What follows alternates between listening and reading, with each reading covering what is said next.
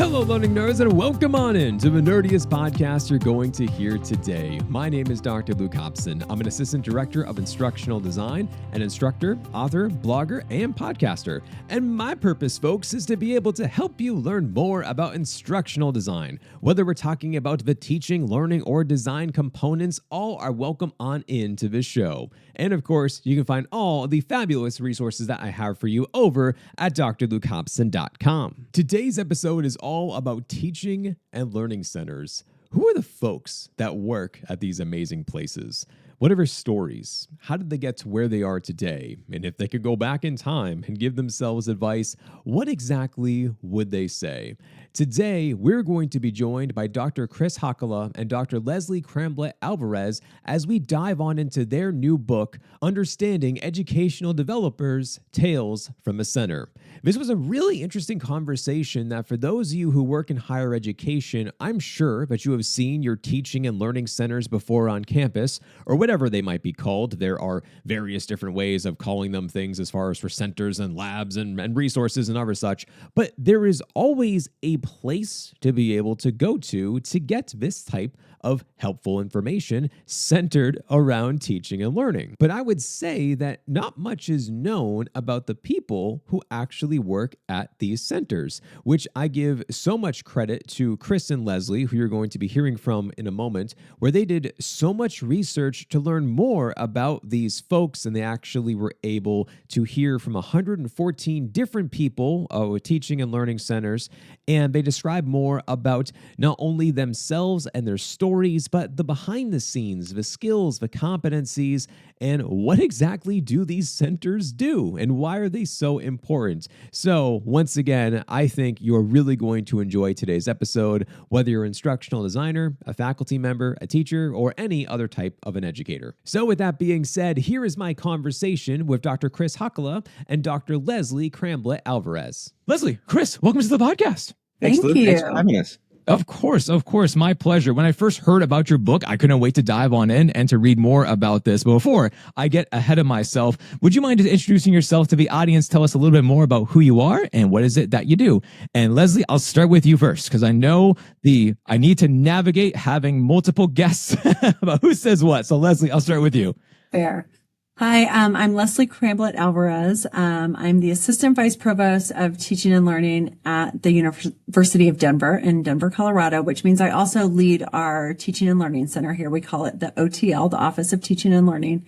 And prior to that, I spent about 14 years as psychology faculty at Adams State University in Southern Colorado, where I started to do a little bit of teaching and learning work and then transitioned to administration full-time in 2020, just in time. Just a little blip of period of time. It's fine. Nothing happened in 2020. Nothing major. Nothing at all disruptive. No. And then Chris, more about yourself.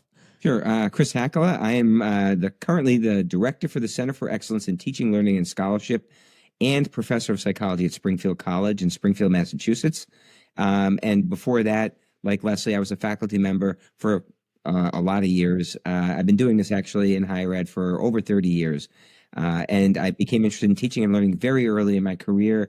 And over the last 15 years, I've been involved in teaching and learning centers and working with faculty at a number of different institutions. And so it's actually, writing this book is great because one of the reasons it came up was Leslie and I talked about how we ended up in this sort of career we're in, which is a career we might not have imagined when we first started. So it's great to have the opportunity to talk about this.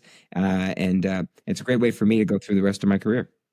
There you go. It is wild as far as for how popular our field has become, I have to say. That when I remember when first starting off and saying I want to become like an instructional designer, and folks just look at me funny and they're like, I don't know what that is. And then now it's just like, hey, can you come give a talk about instructional design? I was like, what world am I living in? Like, yes, but like, this isn't real. So it's pretty cool to see where everything has taken us to at this point in time in 2025. But certainly for why you're here, though, is that I was able to read your book, Understanding Educational Developers, Tales from the Center. And I love the concept of the book, of this diving on into more about who these folks are in teaching centers and learning labs and trying to be able to uncover more about them. And I wanted to hear about, and it sounds like you went into this a little bit, Chris, but what was the inspiration behind the book of wanting to be able to learn more about these folks who work at these centers? And Chris, I'll turn it over to you. You're starting there, so I'll go with you. That's good. So the inspiration for the book actually started in conversations during pandemic when a number of us who had met previously at the POD National Conference communicated and decided to get together virtually on a semi-regular basis to talk about some of the things we were dealing with. And it was Leslie, myself, and four other educational developers. And we spoke, I don't know, what would you say, Les, once a month, maybe even more frequently? I mean, we spoke a lot. We cried together a lot. We shared some drinks together and had the opportunity to sort of unpack some of the things we were going through. And over the course of those months and months of chatting, we started to think about how we all came from psychology, but even from psychology, we took different paths into the world of educational development. Alessia, you have more to add to that? Well, and I think one of the things that we noticed was that many of the books, the sort of foundational books in our field, would talk a little bit about pathways to the work, because this field is not professionalized, not like instructional design has become over the past many years. And so there isn't a prescribed path to it. And many people come from faculty, but we were very interested in expanding on what was sort of relegated to a brief section of a chapter in other books, where people were coming from, how they came to this work.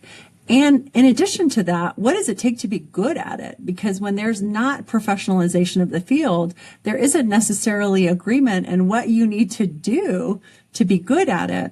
And of course, originally, we sort of were thinking from the perspective of psychology faculty turned educational developers and thinking about how to give advice to other people in our discipline. And we were thinking about the things that we brought from our graduate programs that lent themselves well to educational development work.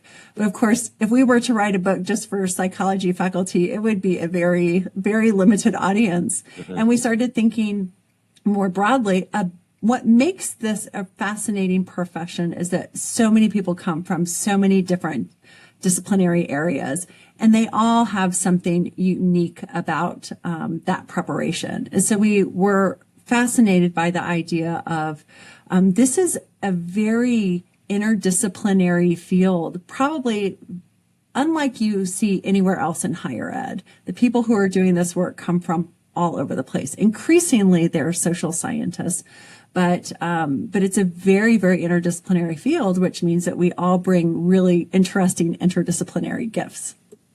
I mean, it's funny too, because you mentioned about how instructional design now has like a linear pathway, and it's still not there yet. It's getting there. But I mean, even thinking about members on my team, I have a former history major, I have a former teacher, and then myself, I started off actually in graphic design. It's just kind of crazy to see like how things morph and where they wanted to be able to actually get there someday. And what I can imagine too, is you were starting this process and you're reaching out to these folks, is wanting to hear more about just that, about where they're coming from. And something that was very, very impressive with the both of you was how much data that you collected, that you sent this out to, it sounds like hundreds of people. I'm getting like 115 responses back, more about like their backgrounds and where they were coming from.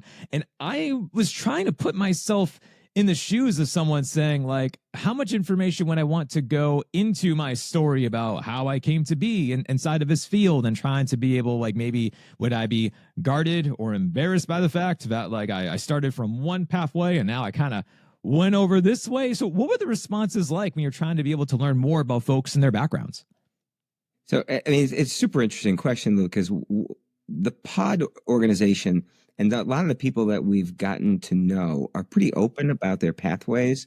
And so people were pretty willing to share a lot of their background and their reasons for it, and including people who recognized that one of the reasons they went into it was that there were no tenure track jobs available, and this seemed like a pathway that would allow them to use their degree. So people were pretty open about it. And I think what helped was that there's this need for, and I think people want to know about how you get into this field, because I mean, Leslie didn't talk about, but we did a session at our psych conference on teaching of psychology, and it was during the virtual days, and we ran this session on what it's like to become an educational developer. And Leslie, how many people? It was packed on Zoom. It was, yeah, probably in excess of 100, I think. Yeah, were 100 at the people session. in psych at that session. Now, that's not a huge conference that we're talking about either. There was so much interest. And so people want to know the pathways, and people see it as a really interesting kind of alt act, but not really career, where they can go into doing things that are adjacent to faculty roles.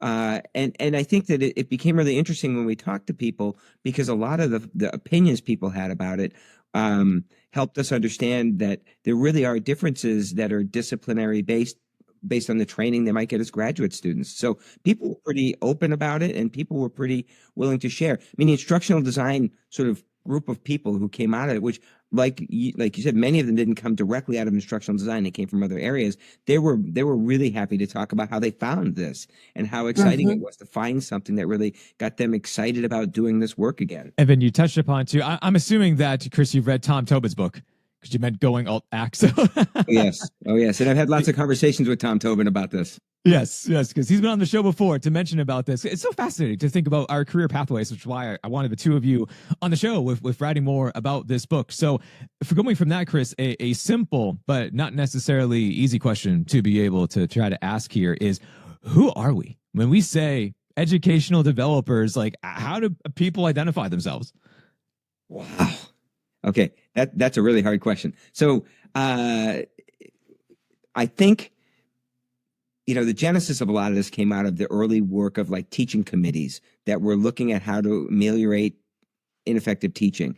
And of course, you had the Michigan Center that started the CIRLT, which started one of the first centers in the country that was actually sort of doing scholarship along with teaching. And I think it's morphed into now people who identify as educational developers, or people who essentially define themselves or identify as, we support teaching and learning across different areas in different ways. And it really depends. I mean, one of the things that came out of the book that Leslie and I said repeatedly was, there's such variability in these jobs. Leslie and I have the same sort of job, but not really in a lot of ways. And some of that's based on the idiosyncratic nature of different institutions, but some of it's part of the idiosyncratic nature of what we bring to the table. Leslie, anything to add? I'll be the boring data nerd here and say that what we were able to find is that we're mostly women, mostly white, mostly former faculty. Only about half of the time are we teaching. Only about half of the time do we have faculty status any longer. And about 24% of the people who we talked to had faculty status but lost it. So we're seeing people increasingly in administrative roles that don't have any faculty status but are helping people navigate a very important part of faculty life. We're middle-aged, which tends to mean that it was a mid-career shift, right? People have only been in the field for 5 to 10 years by and large, but identify as middle-aged. And as I shared earlier, social sciences is on the rise, and it attracts people who love teaching and learning, who maybe have gotten awards in teaching and learning, or who have been involved with centers on their campus and all of a sudden saw that it was a possible career option. And in some cases, people who were asked to start centers. So some people had very little experience in the field before they were tapped, because it was like, hey, you're a good teacher. Can you start doing this thing for us? So it's a really interesting, from a demographic perspective, but also I liked Chris's more philosophical answer, but we did learn a thing or two about who we are, what we look like, where we come from, I guess. Yeah. So what I find fascinating. And what I'd be curious about that as you keep on mentioning more about this book and speaking with more people is thinking about the age of which people are now saying, I want to work at a center for teaching and learning. Because one of the things that shocked me was then speaking to high school students about instructional design, which was wild. I was like, what do you mean talking to high school kids about learning and development? Like, that's not a fit. But they're thinking about that younger and younger about now where they want to go. And then for folks like yourself who are saying that, like, oh, we got into this field at this point in time, that now I'm so curious about from the high school perspective. When we think about education, everyone always thinks about like K through 12 teacher, or they think about university professor. But now, what about this other area we might be going into more and more? So I'm so curious that as this keeps on going on, if you're going to see more of these, what I'm going to call outliers for now of high school students, but maybe it's not that far off that you're going to see a younger generation who want to be able to come into this. Were there any other themes that emerged from the research about from our backgrounds, about our educations, about professional development pathways, like any other themes that came from that, from like our identities? You mentioned this, I think, in your own work, but serendipity has historically been a common theme in what has been written about educational developers and their pathways previously, but also we found similar language that people fell into it. It was by accident. They were mentored in. They happened to go to a workshop, and it seems to be fairly consistent that accidental entry is a theme, is a story. And honestly, Chris and I took a little issue with that, because when you think that we're mostly white and mostly women, it means who is being tapped, who is being mentored, who is being given these opportunities. And equity is a big concern of both of ours, because it's really important to diversify this field, which was one of the things that we talked about taking away. And that's one of, it's interesting what you were saying, that people come to instructional design from a variety of backgrounds, but at least you can get a degree in it. And we're not certain that getting a degree in educational development is what we need to do at this point, but there's something nice about professionalizing a career so that everybody knows what the rules are. And the problem is that, as Chris mentioned, it's so different. The needs of the center, even the jobs, are so different from one center to the next, that it's hard to have, this is the magic bullet. But it is nice to have a level playing field so that people all have an equal chance of entering the field and being mentored in it.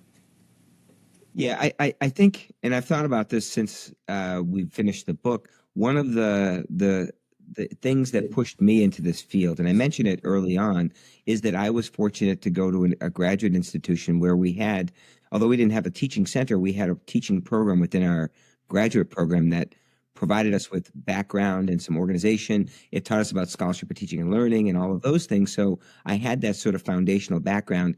And the people that you're talking about, Luke, who are young, who enter the field, are people who are at schools that have either a preparing future faculty like program in their grad program, or they've been exposed to a teaching center through the work that maybe they did as maybe a graduate fellow, or maybe it was just something that the department brought to the table. But you really, it's raising the awareness of this field to, as Leslie said, to equalize it and to provide some equity is really important. If all graduate students had some exposure to teaching and learning, you then at least expose all of the graduate student population to this field and give them the opportunity to consider whether or not this is an opportunity that they want to pursue.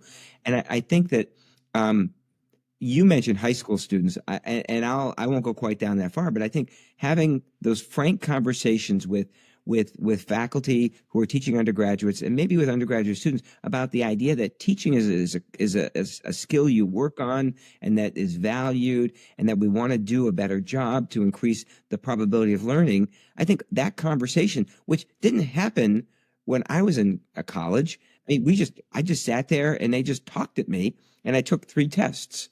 And I went to a small liberal artsy kind of state school, but that's what we did. And have those conversations now, I think it would be really important. So people are aware that this is not something that just happens, but there's something you can work on, and there is support. One of the benefits of being at a small institution like I am is, and I think Leslie gets this even at DU, which is a bigger place, is I meet every incoming faculty member. So I've been at my institution for 8 years. I know everybody. I know everybody on campus. Part of that fellowship thing that I'm going through, I know everybody in their background. I can talk about those things. And that's helped me build rapport. And in my center, that's been really effective for me. That kind of conversation that's happening with our faculty are conversations that don't always happen with faculty at any level. We're getting them early on, but it'd be great if those conversations were happening before they got to me. As someone who works at MIT, I can confidently tell you that research is like the number one thing that folks think about. And then there is, of course, that teaching thing. But of course, we do have fabulous instructors and professors. But I absolutely know what you mean, Chris, that even when working with faculty on their courses and partnering with them to be able to design these online learning experiences, that when I get into like the nerdy weeds about how learning works, that sometimes they're like, wait a second, what? Like, what did you say? And I was like, yeah, like learning is an ever evolving process. It involves change. We have to do this and this and this. And I'm like, oh, so like you could start to be able to see the wheels turning because, of course, they're thinking about something from the front forward facing perspective, that they're in front, they're the conductors, they're the facilitators. And now I'm like, oh, I'm on the back end here. I have to think about how learning works from behind the scenes. And then I want to mesh it with what you do. And then we create something transformative. So it's really interesting to see about how that kind of keeps on changing. And as you mentioned, too, I was shocked. I also teach at the University of Miami when I found out that we have a mentorship program available to be able to mentor students one-on-one about, do you want to actually go into becoming a professor someday? Like, is this what you want to be able to do? And I had one of my students reached out to me saying, would you be my mentor for this type of program? Because I want to do what you're doing. I was like, I didn't know we had this, but yes, I'm more than willing to be able to. It was a type of a sign off because there was multiple courses that she had to take and go through all these different things. But it was fantastic. I had no idea that we had that. And certainly when I was going to school, like, I don't recall any of those things. So it's fantastic. But now that's growing. So I have to mention about when I read your book, there was one of the chapters about what do we do was a chapter. And I'm not going to lie, I went to that chapter first. I was like, what do we do? I was like, what, right to there.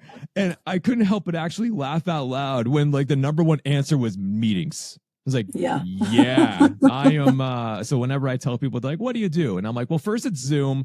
And then it's learning, design, collaboration, project management, blah, blah, blah. But it's always is to spend this time for these things. So putting jokes aside, what do people actually spend their most time on when they're working? Meetings is, of course, got to be number one. But what do we really, when we're thinking about tales from the centers of learning and teaching, what do they actually do?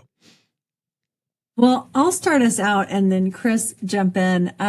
One of the things that was an unintended contribution as we were analyzing what we called our work responsibilities survey was the fact that we had part of our sample who were staff, what we identified as staff, broadly speaking. So much of the educational development or faculty development research is done on directors of teaching and learning, that very little is known about the people who are doing the work in the centers that don't identify as directors. And, you know, there are places that are so small where it's really just a center of one, right? Where the person is the director, but they're also doing all the workshops. I'm in a situation where there are 9 folks that report to me. So I don't do as much of the workshop-y thing as Chris gets to do being in a smaller center. So what we do is very different. So we tried to analyze it overall, just like all of the responses together. They were small samples, but we are some of the first people, I think, to publish anything differentiating directors from staff. And again, small samples once we broke it down. And we found that at all levels, people are doing very similar things, meetings, and importantly, meetings is separate from consultations. People weren't calling meetings consultations. Those were separate things. But consultations are very common in our work and doing workshops and producing content and things like that. But we found some changes as we looked at directors and as we looked at administrators. They're doing all of the same things that center staff are, but they're doing things like overseeing a budget, supervising people, engagement in campus-wide initiatives, which is really important. And then things like navigating politics and some writing and service and things like that. But yeah, at every level, meetings was the number one thing that people are doing. And Leslie captured the data really well. And I'll just expand just a bit in that one of the things that really surprised me was that you could have two people who do a very similar job, who have vastly different titles, and their amount of work just looks different based on how many people are there. So, for example, Leslie and I, we manage similar portfolio of responsibilities. But because DU is much bigger than my place, Leslie is she has a title of it's vice provost, assistant vice provost, vice provost, and I'm a director. But we're doing similar things. I do more hands-on stuff than Leslie does. But I also have enormous administrative responsibilities that I deal with in meetings and all of that. And so it really is idiosyncratic. But I love what Leslie said, and I think it's really important, is that a lot of the activities, the consultations, the class observations, the course design, a lot of that is done similarly across centers. They're just done differently based on the idiosyncratic nature of the institution. And I'll just say this, that I tend to do more face-to-face kind of events because we're a small institution and people are around. Other people do events that are much more broad-based, and they do them on virtually, and that's because of the nature of that institution. And so I think that it really is this broad spectrum. I do say this, Luke, and I will probably say this again. I always believe, though, that the moral and ethical responsibility of our educational endeavors is to increase the opportunity for students to learn. And I always tell people that's my job, is to help create better learning environments for students by working with the faculty to help them do that. And what that looks like is going to look different on a day-to-day basis. I had a day-to-day where I literally was in meetings, not consultations, Leslie, meetings from 8 this morning until when we're done. And that's just my day today. But tomorrow, completely different. And that's really one of the things that's so fascinating, is how varied our jobs are. By the way, I also, and this is different than, let's say, I teach. I carry a faculty load, and I advise. We just came out of advising session. Boy, am I glad we're done with advising right now. And so that adds a layer to things. And again, it's really idiosyncratic. Yeah. I would say another way, Chris, of saying what you said is that it's always student-led, but helping faculty grow as educators, like that's the bread and butter of our work, is supporting them in that journey. And I think a misnomer about teaching and learning centers is that we are there for remediation. And there are part of who we wanted to speak to with this book were the people who oversee these centers and help them understand the power and potential, and that we're not a place that if someone is struggling to assign them extra homework or to punish them like detention or something like that, but really helping faculty to grow on their journey as educators. And serve as a resource for faculty. Yeah. Mm-hmm. So as serving as a resource for faculty, are you finding that if there is a new type of a technique or a technology that enters the classroom, they go to you for advice? What are you talking about, Luke? I don't know. I don't know. Has there anything happened in education recently? I don't know. A1 steak sauce. That's all I know. That's right. It's definitely not AI. Because I would imagine that, like, hey, if I want to know about how to use Gen AI inside of my classroom, hey, here's a center. Who knows what to do? Like, that would be my go-to as a faculty member. Mm-hmm. Yeah. Well, and I think the pandemic made pretty clear how critical a teaching and learning center can be to just doing business, right? Because I got on the job 8 weeks before we shut down, and we were slammed. And we stayed slammed for a long time. And then as AI was getting out on the scene, it's our job to look out on the horizon and see what's coming. And we did not start off as AI experts. And we have people who with growing expertise in AI. And we've worked closely with the folks who actually study it among our faculty. But there's a lot of learning together sometimes. But it's our job to be the ones to stay on top of it, see what's coming, try to help folks adapt to it, and learn together sometimes when it's taken us all by surprise like AI did. Yeah, I couldn't agree more. And the AI thing is an interesting example. And what Leslie said about the pandemic is so important.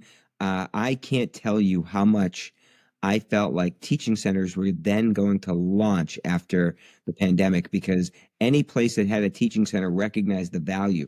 Like Leslie, we were slammed. I was running sessions 6 a.m, 10 p.m. to get all the faculty, the part-timers. I was so busy. And I thought this was going to give traction to centers, and it has for a lot of centers. It's really helped them establish themselves in different institutions.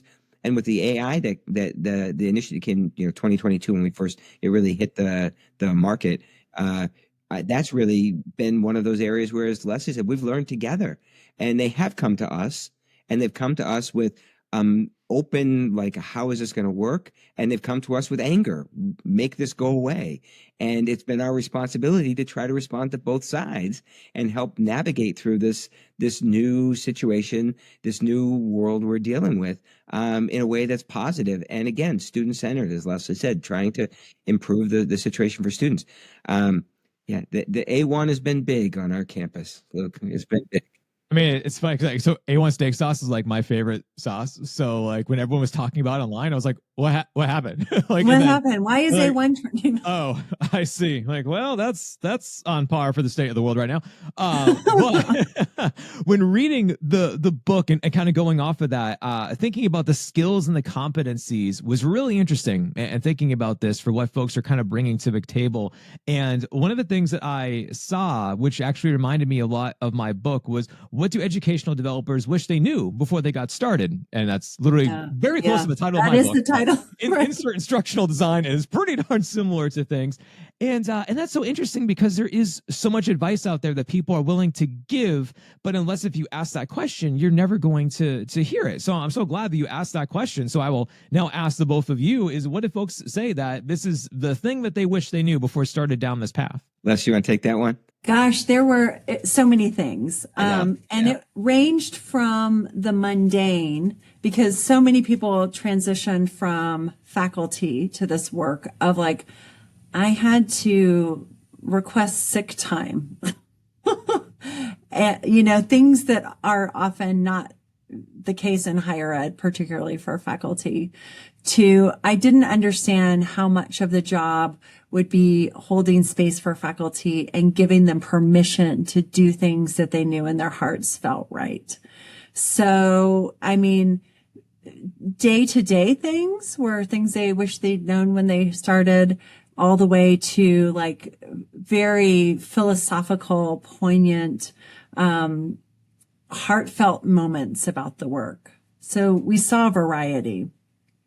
Yeah, it's a great question, Luke, and I think one of the biggest sort of things that I sort of think about when I think about this question, and we wrote about this, is that it's important for you to understand that this is flexible in a different way than a faculty position is. And that is, the faculty position, you can be pretty intentional in your flexibility and think about how you want to do things. We are much more responsive in these jobs to what comes at us versus having the autonomy of a faculty member. And I think and I don't think this made the book, but I had a conversation with a faculty member who said they were stunned when they realized they had to be in the office on January 3rd, because they said, that's my winter break. You're like, no, that's when you go back into the office. And those kinds of things, I think, kind of catch people by surprise. The 12-month year-round center Yeah. director job, which not everyone has, but the people who do, it's a different thing than when you're a faculty member. And that, I think that does catch people by surprise. And as Leslie said, the taking the hours off and all of that, people don't think about it. They just go home. They don't realize that they can't kind of do that anymore. So it's those kind of things. But then in terms of skills, I think they're surprised at how much faculty don't know about what to do in the classroom. And when they observe their colleagues, they're often surprised at what their colleagues do and that their colleagues believe that that's education. But and I use this distinction. I don't know if we wrote this in the book. I've said it a bunch of times. There's a difference between teaching and presenting. And the faculty sometimes have to recognize that distinction. And that's something I think as a center director, you go in, you go, oh, that was a presentation. Lovely. But it didn't teach the students much because it didn't give students time to do any cognitive effort. So those kinds of things I think are really important for faculty to recognize. And I'll say one more thing because I'm on a roll and I have had 6 shots of espresso today. There is in fact this notion of good instructors not recognizing what it is that makes them good instructors. And so although they're good in the classroom, they don't know how to translate that to someone who doesn't have their skill set. And so they have to think and listen and hear that faculty member and have them adapt what will work with that faculty member. And that takes a lot of observation and patience. So it was interesting, but you just said that, Chris, because I have one of my students the other day, and a part of what they need to be able to do is that they have to go out and interview an instructional designer to learn more about what it's actually like to do this job in the real world. We're not just talking about textbooks, like go actually talk to people. And one of the observations that one of my students made, and then he asked me in one of our workshops was, do you need to be an extrovert to be an instructional designer? Because he saw me and then he interviewed a fellow extrovert and he was just like, so everyone's an extrovert. And I was like, no, not at all. I'd say the opposite. Most are introverts and we're kind of weird, but that is something that has been something that you can't try to be able to bring out to people to say like, be more confident. Like, that's not how this works. You know, like that's kind of what works for me. And that's how has influenced my teaching style and going about with these things. But trying to be able to then say like, no, like actually having an introvert is like a superpower. So my team members, they're not extroverts. I intentionally found people who don't think like me because that's what I want. I don't need more me. I need people who think differently than me. That's what's going to make our team better. So trying to be able to share that with folks, I'm sure is like a different way of thinking that perhaps they haven't thought about before for being in front of a classroom like that. And Luke, I was cheating and just looking through that section just to see if there was anything that I wanted to make sure that we didn't miss. And it's interesting, you know, there's so much about higher ed that's on the job training, right? No one teaches you to be a teacher, which is pretty core, which is partly why Centers for Teaching and Learning exist. But also nobody teaches you the ecosystem of a university, how it's structured, how to be a leader. I mean, there's a lot of leadership opportunities, but, supervising others, if you've spent your career in higher ed and you've spent your career as faculty, those are not skill sets. I mean, it's different to supervise other humans that are peers than students, right? And if you haven't worked outside of higher ed, you may not have that skill set. And those were some of the things that people talked about, just like how no one taught them how to be a teacher, no one taught them how to be a leader. So that there were lots of things that were on the job training that was unexpected as part of their role. Yeah, I think that's a great point, Leslie. And higher ed's really bad at doing that. People get put into positions all the time without any kind of training, and they're expected to do it. And I think that I remember talking to someone about that case exactly, and it was managing humans in a way that was motivating and encouraging, but not your style. And so like you said, Luke, you don't hire people like you. You want to have people who think differently. I think that's really important because otherwise it's like an echo chamber, and that makes managing humans easier if they're all like you, but it doesn't make you as effective. Yeah, it's a different, because you're like, wait a minute, what are they thinking? It's like, no, I said it like this, but they interpreted it like that. Right. And I'm like, right, I need to put myself in their shoes. And that has been interesting. The big thing, and I'm wondering if you folks face this as well too, is trying to be able to either partner or to manage without power.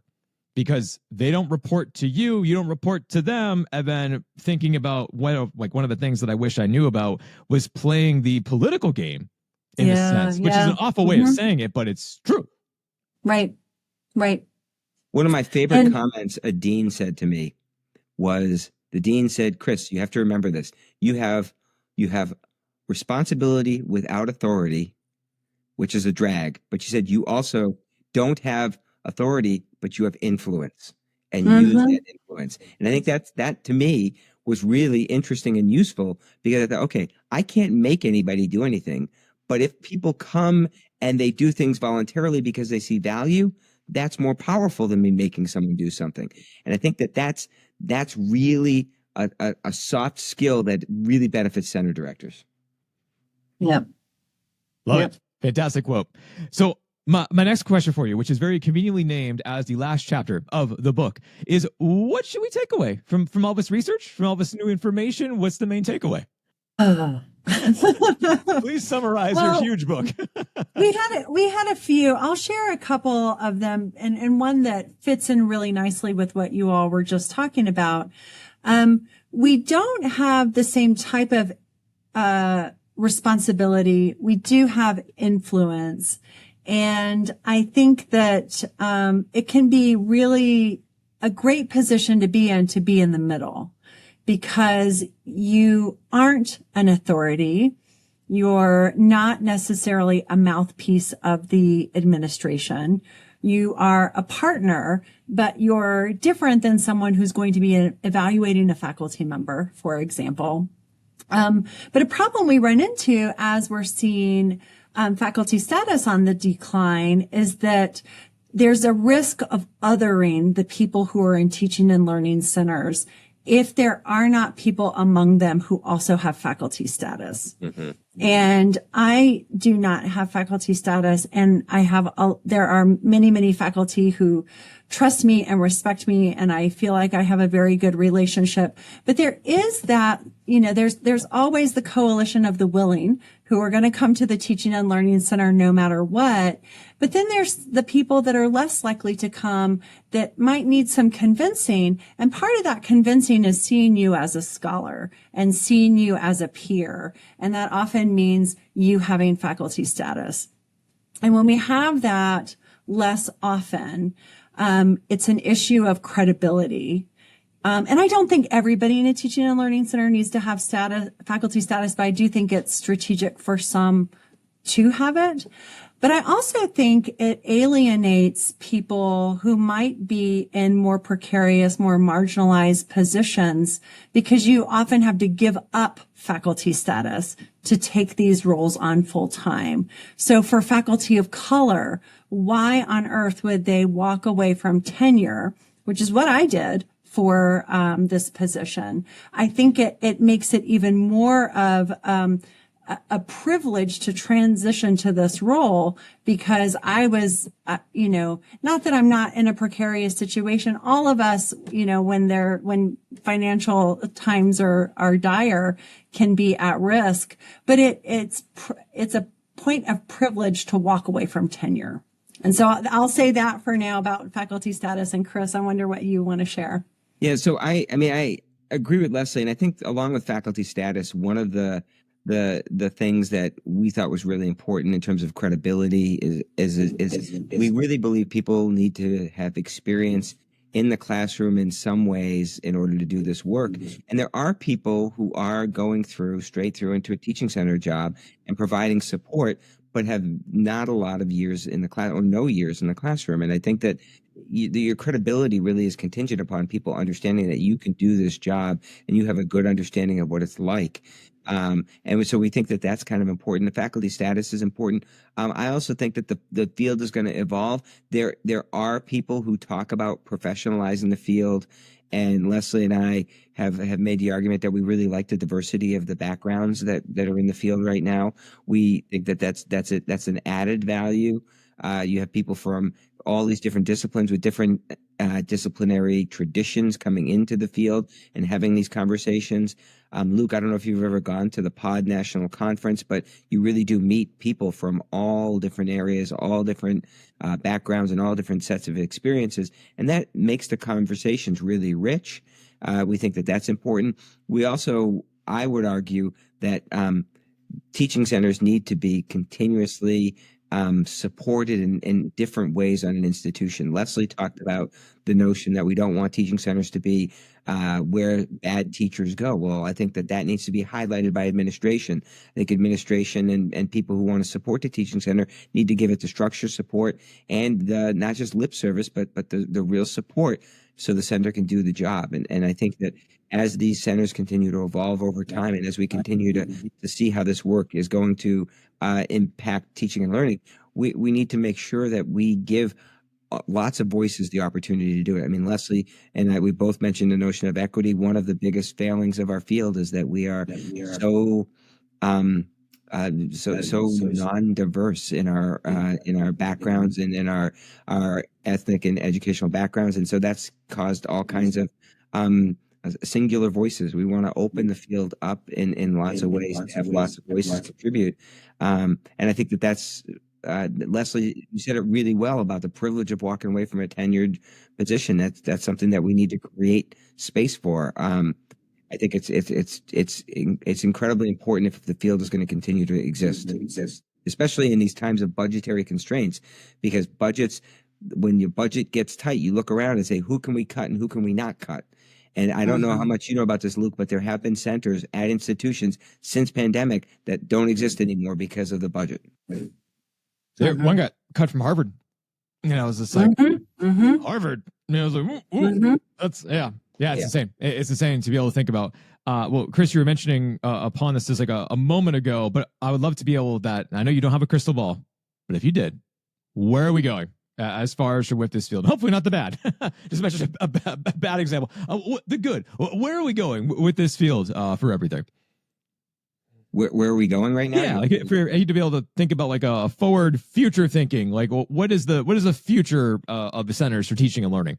So I think there's going to be, at least in my view, the way that teaching centers are going to continue to evolve is that they're going to continue to play roles in institutions to support teaching and learning. But I also think as time goes on and administrators begin to realize that this is part of the fabric of the institution, I think they're going to get seats at more seats at more tables to have more impact on curricular decisions, as well as in decisions about how the institution structures programs, how delivery models are. I think not using those resources in decisions about whether you're going to offer online programs, how you're going to structure your online program, how you're going to structure your curricula, how you're going to think about your grad programs, not having teaching centers at those tables, I think is a mistake. And I think over time, they're going to recognize that expertise really adds value to those conversations. I think teaching centers are going to include more of the opportunity for students. You see it now increasing with the student voices and some of those pedagogical partnerships that exist in institutions across the country. I think those are going to continue to increase. Our students may not be experts in teaching and learning, but our students know what works for them and what doesn't, and those conversations really help support. So I think that's going to continue to happen. I also think, this is not the good. This is actually, I don't love this, but I think as tenure starts to decrease in the faculty ranks, I think faculty status might decrease the same way it did in libraries across the country in teaching centers. And I think that's a big loss for teaching centers. Teaching center directors need to have the ability to speak truth to power, to administration, and to push back when you're asked to do something that goes against the values of the center. So if a dean comes to me and says, Chris, I want you to observe this faculty member report back to me, I can easily say, no. I'll observe and support the faculty member, but I'm not going to tell you unless they want to talk to you about it. That's not my role. And I think teaching center directors need that kind of power. And I think there needs to be a way for that to continue to develop in teaching centers. I think that the future is bright as education continues to change. AI is going to be a continuous sort of trend that we're going to be working on. And I think faculty have a thirst for trying to do a good job and be effective. It's going to be interesting. I worry about budgets. Yeah. Leslie, your but thoughts? The other thing I will add is with the enrollment cliff, we're competing for fewer students, right? And students remember their classes and remember the teachers that impacted them.